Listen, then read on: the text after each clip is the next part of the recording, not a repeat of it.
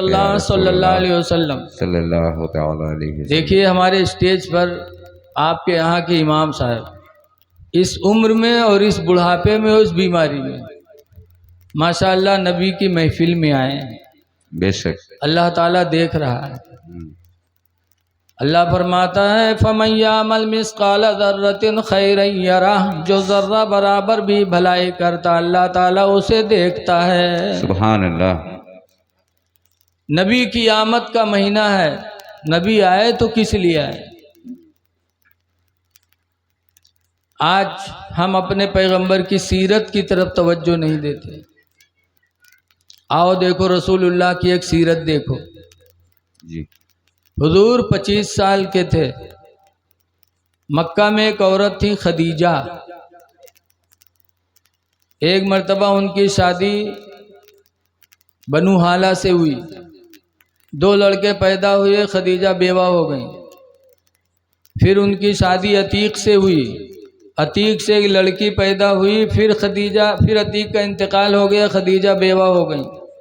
2 مرتبہ بیوہ ہوئی، 40 سال کی عمر ہو گئی، تو دل میں ٹھان لیا کہ اب میں نکاح نہیں کروں گا۔ 2 مرتبہ بیوہ ہو گئی، عہد کر لیا کہ میں اب نکاح تیسرا نہیں کروں گی، لیکن 40 سال کے باوجود بھی خدیجہ خوبصورت بہت تھی اور دولت بے پناہ تھی، بہت مالدار عورت تھی شہر مکہ کی۔ تو بڑے بڑے لوگ نکاح کے پیغام بھیجیں، لیکن حضرت خدیجہ انکار کر دیتی تھی، نہ میں شادی نہیں کروں گی۔ لیکن ایک بات اور سنو، آج اگر ہم میں کوئی مولانا اگر سبزی بیچا لاگت ہے تو لوگ اوکا گری نگاہ سے دیکھا تھا، کپڑا بیچا لاگت تو اوکا گری نگاہ سے دیکھا تھا۔ اللہ کے رسول کے پاس دولت نہیں تھی تو مکہ کے لوگوں کا سامان لیتے تھے، ملک شام جاتے تھے اور بیچ کر لاتے تھے، نفع بھی دیتے، پونجی بھی دیتے، تو مال والا حضور کو مزدوری دیتا تھا۔ حضور اتنی محنت کی رقم کھاتے تھے۔ ایک دفعہ خدیجہ نے بھی کہا کہ محمد صلی اللہ علیہ وسلم آپ لوگوں کا مال بیچتے ہو اور بہت نفع لا کے دیتے ہو، میرا بھی مال بیچ دو۔ تو حضور نے خدیجہ کا مال لیا اور ساتھ میں خدیجہ نے اپنے غلام کو بھیج دیا میسرہ کو کہ تم ساتھ میں جاؤ۔ ساتھ میں گئے، ملک شام میں مال بیچا، بہت نفع ہوا اور واپس چلے ملک شام سے مکہ۔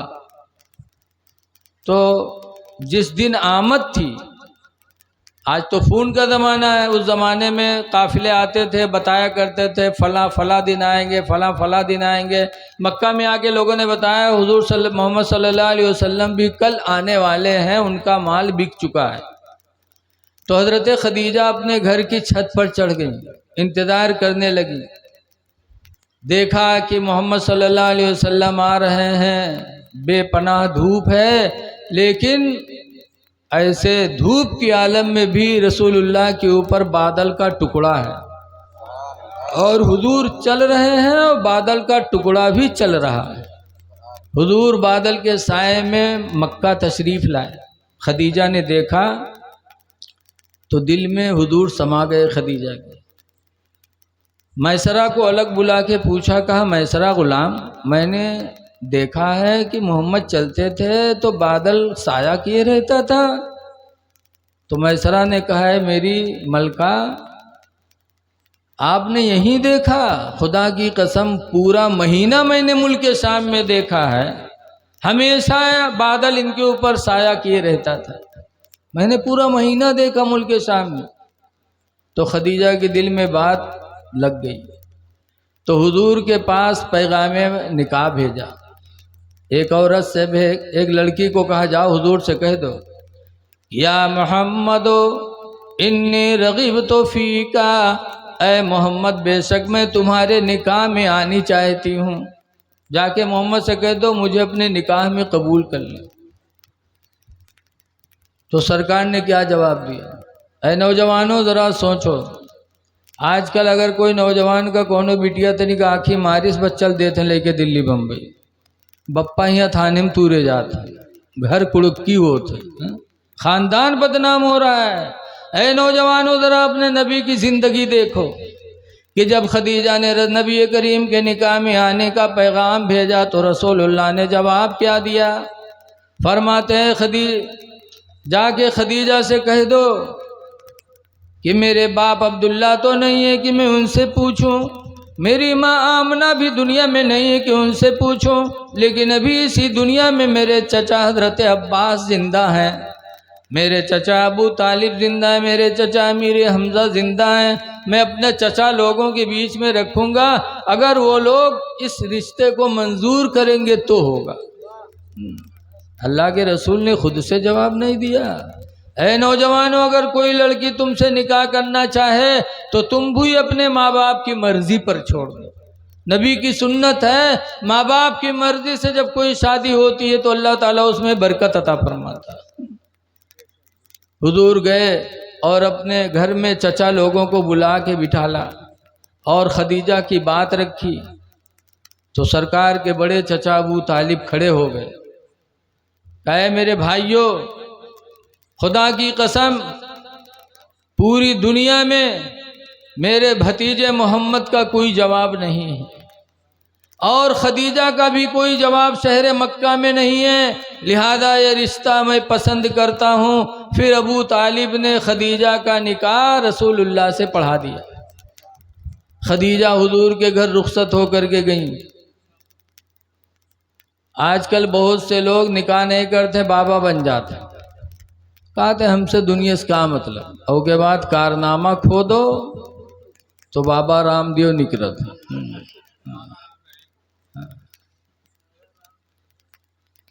بابا بن جاتے، رسول کریم سے بڑا کوئی بابا بن سکتا ہے، کوئی فقیر بن سکتا؟ سرکار نے شادی کیا حضرت خدیجہ سے، اسی لیے سرکار فرماتے ہیں من تزوج فقد استکمل نصف الدین، جس نے نکاح کر لیا اس نے آدھا دین مکمل کر لیا۔ نکاح کرنے سے مسلمان کو آدھا دین مل جاتا ہے۔ سرکار نے نکاح کیا خدیجہ سے، پھر غار حرا میں عبادت کرنے لگے تو خدیجہ کھانا پانی لے کے وہاں پہنچتی تھی۔ آج کل کی عورتیں اگر پورا دن کھیت میں آدمی پڑا رہا ہے تو کھانا نہ پوچھیں، اور خدیجہ 4 کلومیٹر دور تھا حرا پہاڑی، وہاں لے کے جاتی تھی، پھر پہاڑی پہ چڑھ کے اپنے شوہر کو کھانا پیش کرتی تھی، پانی پیش کرتی تھی، اور 1 دن نہیں 2-3 دن نہیں بلکہ 15 سال تک مسلسل خدیجہ نے اپنے شوہر کی خدمت کی۔ سبحان اللہ، سبحان اے اللہ۔ میری ماں بہنوں، اگر سن رہی ہو تو تم بھی اپنے شوہروں کی خدمت کرو۔ خدیجہ نے 15 سال تک کھانا پانی لے جا کے غار حرا میں دیا تو اللہ تعالیٰ نے جبریل کو بھیجا تھا کہ اے جبریل جاؤ میرے محبوب کی بیوی خدیجہ کو میرا سلام سنا دو اور جا کے بشارت دے دو کہ خدیجہ کے لیے میں نے جنت میں موتیوں کا محل بنا کے رکھا ہے۔ پتہ چلا جب کوئی بیوی اپنے شوہر کی خدمت کرتی ہے تو اللہ تعالیٰ اتنا راضی ہوتا کہ اس کے لیے جنت میں بہترین محل بنا کے رکھتا ہے۔ اسی لیے ماں بہنوں کو چاہیے کہ اپنے شوہروں کی خدمت کریں اور دنیا سے جائیں اس حال میں کہ ان کا شوہر ان سے راضی رہے۔ حدیث پاک میں حضور فرماتے ہیں ایما امرات ماتت، جو عورت مر گئی وزوجها عنها راض، در حالے کہ اس کا شوہر اس سے راضی رہا، فدخلت الجنہ، تو عورت جنت میں داخل ہوگی، اللہ اس عورت کا ٹھکانہ جنت بنائے گا۔ بہرحال میں جو بات کہنا چاہتا ہوں یہ ہے کہ 15 سال تک کھانا کھلایا سرکار کو غار حرا میں لے جا کے، اور جب سرکار کی عمر مبارک 40 سال کی ہوئی تو حضرت جبریل قرآن کی آیت لے کے نازل ہوئی، پہلی آیت قرآن کی پہلی آیت لے کے نازل ہوئے، کہا اقرا بسم، اقرا پڑھو۔ حضور نے فرمایا مانا بقارن میں نہیں پڑھتا۔ جبریل نے پھر کہا اقرا پڑھو، کہا مانا بقارن میں پڑھنے والا نہیں۔ تو جبریل نے تیسری مرتبہ حضور کو اپنے سینے سے دبایا، کہا اقرا بسم ربک الذی خلق، اپنے رب کے نام کو پڑھو جس نے تمہیں پیدا کیا۔ تو حضور پڑھنے لگے، کچھ آیتیں جبریل نے سنائی، حضور نے پڑھا، پھر جبریل چلے گئے تو سرکار کو پریشانی ہوئی، انسانی فطرت کے ناطے پریشان ہوئے تو گھر آئے اور خدیجہ سے کہا زملونی زملونی یا خدیجہ، اے خدیجہ مجھے چادر اوڑھاؤ، مجھے چادر اوڑھاؤ، لقد خشیت علی نفسی، مجھے اپنی جان کا ڈر لگ رہا ہے، کیونکہ قرآن نازل ہوا تھا۔ تو حضرت خدیجہ نے کیا کہا تھا؟ آج کل کے مہروے بھیجتے تو کہتی روز روز روز ہوا جاؤ اور جاؤ ہوا، لیکن وارے خدیجہ بخاری کی حدیث میں خدیجہ نے کہا تھا کلا واللہ لا یخزیک اللہ ابدا، ہرگز ہرگز اللہ تعالیٰ آپ کو کبھی ذلیل نہیں کرے گا۔ آپ کیوں پریشان ہوتے ہیں؟ اللہ آپ کو کبھی پریشان نہیں کرے گا۔ انک لتصل الرحمہ، اس لیے کہ تم لوگوں پر رحم کیا کرتے ہو، وتحمل الکلہ، اور کمزوروں کا بوجھ لاد لاد کے پہنچایا کرتے ہو۔ آج ہم مولانا ہوئے گے جھوٹ ہے کہ تو اگر کوئی بورا اٹھا کر تیرے مولانا اٹھوائے دو تو ہمارا ماتھا سکڑ جائے کہ ہم مولانا صاحب تو کہ ہم سے کہتے بوجھ اٹھوائے دو۔ آج اگر ہمیں سبزی لے لاد کے چلنا پڑتا ہے تو ہمیں شرم آتی، اللہ کے رسول صلی اللہ علیہ وسلم کمزوروں کا بوجھ سر پہ لادتے تھے، اس کے گھر پہنچا دیا کرتے تھے۔ وَتَكْسِبُ الْمَعْدُومَ، اور یتیم و بیواؤں کو تم کما کما کے کھلاتے ہو، وَتَقْرِي الضَّيْفَ، اور مہمانوں کی عزت کرتے ہو، وَتَعِينُ عَلَى نَوَائِبِ الْحَقِّ، اور حق پر تم دوسروں کی مدد کیا کرتے ہو۔ جب آپ کا عمل اتنا اچھا تو اللہ تعالیٰ آپ کو کبھی رسوا نہیں کرے گا۔ ماں باپ کی مرضی سے نکاح کیا تھا تو خدیجہ زندگی بھر رسول اللہ کے لیے سکون کا ذریعہ بنا جائے۔ جب بھی گھبراہٹ دیکھا تو خدیجہ نے وہ بولی بولی جس سے سرکار کو سکون حاصل۔ سب سے اچھی عورت وہی ہے، اسی لیے حضور سے پوچھا گیا تھا ای المرأۃ خیر، اللہ کے رسول کون عورت سب سے بہتر ہے؟ تو حضور نے فرمایا تھا اذا نظر الیہا، جب اس کا مرد اس کو دیکھے، فسرت ہو، تو عورت اپنے دیکھنے والے مرد کو خوش کر دے۔ سب سے اچھی عورت کی مثال میرے نبی نے دیا کہ اچھی عورت وہ ہے کہ اس کا مرد اس کو دیکھے تو دیکھتے کھنڈ ہی وہ مرد خوش ہو جائے۔ تو حضور نے فرمایا وہ عورت سب سے اچھی ہے۔ اب آج کل کی عورتیں، ابھی ہم قیصر گنج کے پاس ایک قصبہ ہے سرائے قاضی، گیا تھا تقریر کرنے، تو ایک قاسم خاں ہے، کہیں مولانا صاحب مہربان سمجھا دینے، ہم پھانسی لگائی لے۔ ہم کہیں کہا کا بات، کہیں گھر سے نکل جاؤ دن بھر گنا کاٹو، یہ گھر یہاں پنچایت کرت ہیں، اور جب شام کے لوٹو تو الٹے 10 لٹھی سناوت۔ ان کا سمجھائے دو۔ آج کل کی عورتیں اپنے شوہروں کے دکھ اور درد کا خیال نہیں رکھتی۔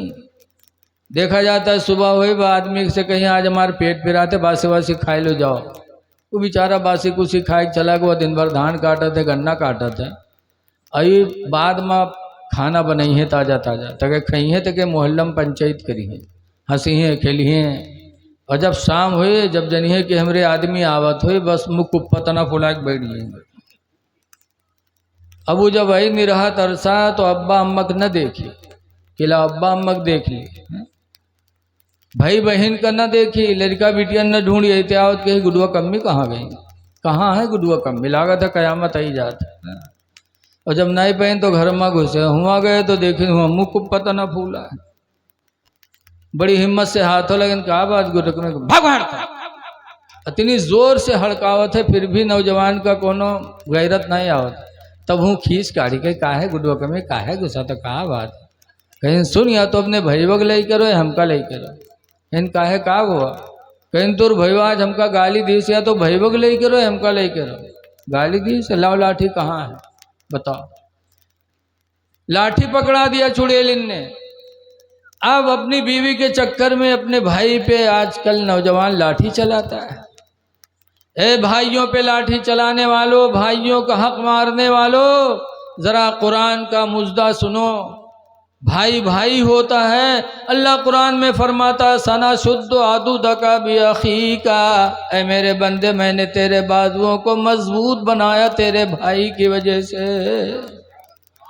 سَنَشُدُّ عَضُدَكَ بِأَخِيكَ، تیرے بھائی کی وجہ سے ہم نے تیرے بازوؤں کو طاقت دے دی ہے۔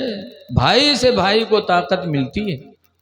آج اگر گاؤں میں یا 4-6 بھائی ہیں تو لوگ ان سے لڑائی نہیں کرتے، کہتے نہ بولے نے پتہ نہیں کتنی لاٹھیاں،